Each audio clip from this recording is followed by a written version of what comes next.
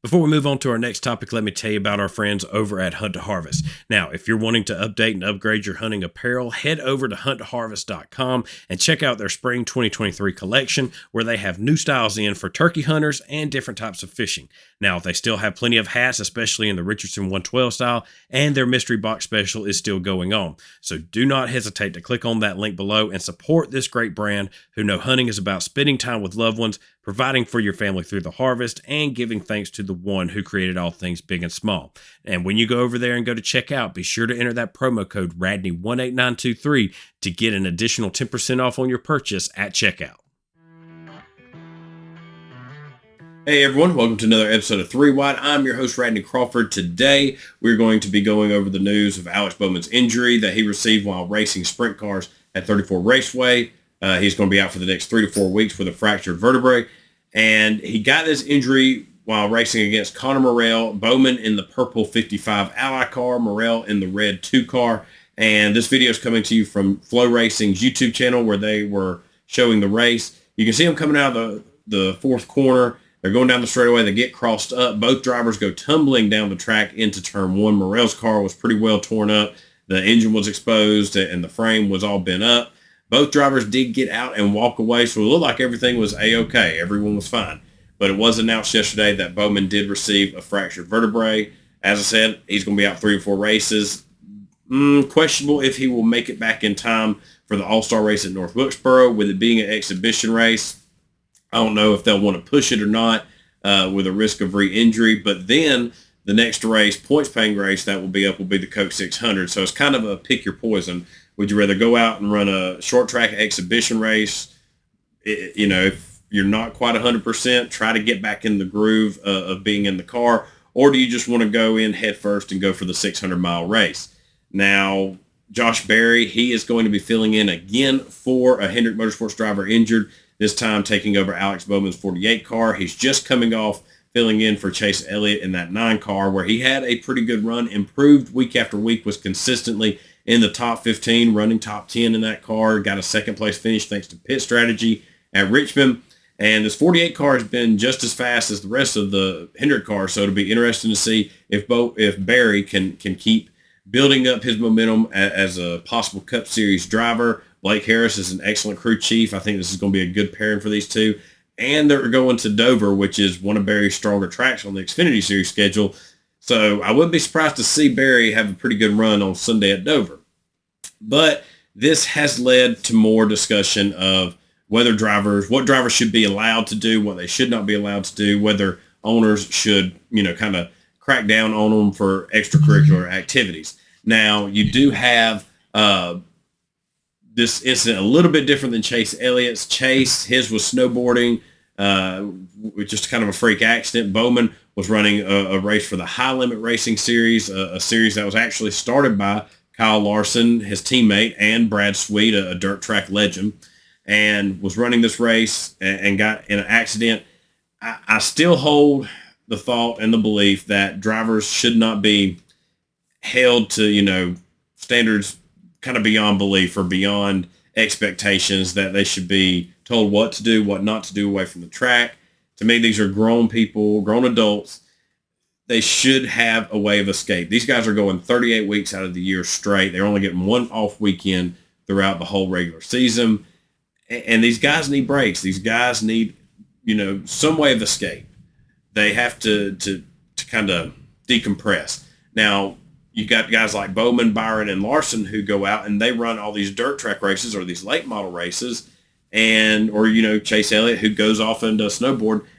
It's okay either way. I'm not for pigeonholing these drivers. Now, Joe Gibbs Racing does take the approach of not letting his drivers go out and do any dirt racing, anything like that. He pretty much kept Kyle Busch from going out and doing the Indy 500 just because he didn't want to take the risk. Rick Hendricks taking a little bit of the opposite approach. He's already got Larson set up to run the Indy 500. He shows no problem with letting his drivers go out and be themselves and do what they enjoy. And I think, to me personally, that's the way I would go. Tony Stewart's much the same way. He is okay with Chase Briscoe going out and running some dirt races. Now, Chase Briscoe did get a broken finger, but that's the risk you take with anything you do. And I think these guys should be able to go out and live their lives. Now, can they use some common sense? Should they stop and think, should I really do this? Absolutely.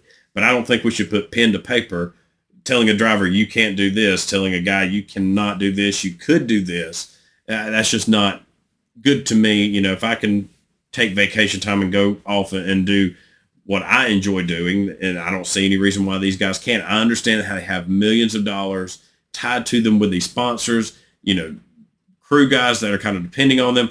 But you just look at Bowman's car. Who was it sponsored by? It's got Ally across the top of the wing.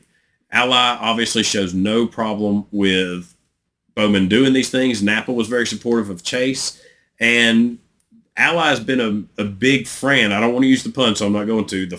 A big friend for Bowman. They've been very supportive of Bowman driving their car, being their driver, and that's good. That is a great thing. It's hard to see nowadays. All these with so many sponsors these guys have to carry through the year. This kind of connection, like we see with Napa and Chase, or with Ally and Bowman, it's a great thing for the sport. And another thing is that these drivers like Bowman, Larson, Byron, going out and running these late model races, going and running these sprint car races, is good for the communities they're going to. They're going and supporting these local tracks where fans are going to get to go out and see drivers that they see on Sunday, the stars of NASCAR, come to their home tracks, come to their communities that they may not get a chance to see in person. They may not make it to a NASCAR Cup race. And here they can go just down the street and watch them run their local dirt track. It brings out the crowd. It brings out the support. And it's a big win for these small tracks. So between all that, I don't see any problem with it. It's just unfortunate this has happened to Bowman, because he was having a career year. You look at his average finish right now through the 10 races so far. It's a 10.3 average finish, which is right now the best of his career. He's got 6 top 10s, 3 top 5s, and has been probably the most consistent driver in that Hendrick bunch. I know Byron and Larson, they have the multiple wins, but as far as just week in and week out, cranking out these top 10s, getting solid stage points, it's been Bowman. And I see no I don't fear that Bowman's going to miss the playoffs. He's going to get the waiver. When all this is said and done, say he misses the next few points-paying races, I think he would still find himself right at the edge of the top 20, maybe just outside of it, but still within striking distance, because he's already running well ahead of the guys towards the back of the playoff standings and the top 20. So he'll be able to make up that ground pretty quick. I think he could. I could see him cranking out a win. This weekend, I actually had him predicted as my winner. Dover is one of his better tracks, and I thought if he's going to get a win, it's going to be this weekend. It's a strong track for Bowman, strong track for Hendrick. Unfortunately, that's all moot now.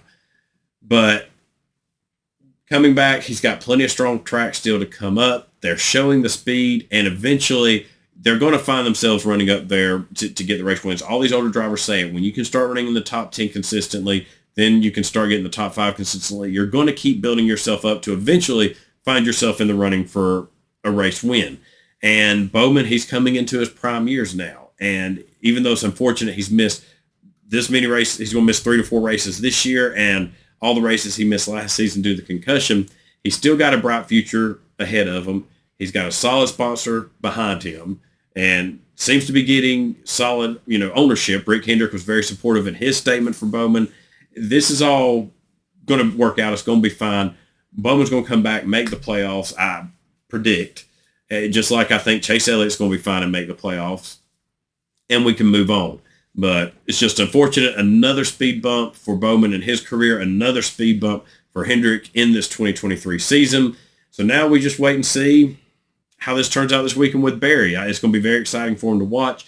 Let me know in the comments below what you think. Should drivers be limited in what they can do? How limited should they be? Or should owners kind of have a hands-off approach like Hendrick or Tony Stewart? What do you think? How do you think Josh Berry will do in this 48 car? Will he continue to build up his stock and continue to catch eyes and be a full-time Cup driver in 2024?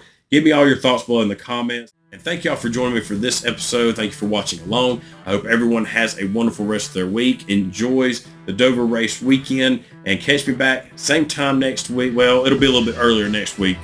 Schedule's been a little bit tighter this week, so did a quick video for you today. But keep an eye out, subscribe to this channel so you know when the next video drops, and we will see y'all next time.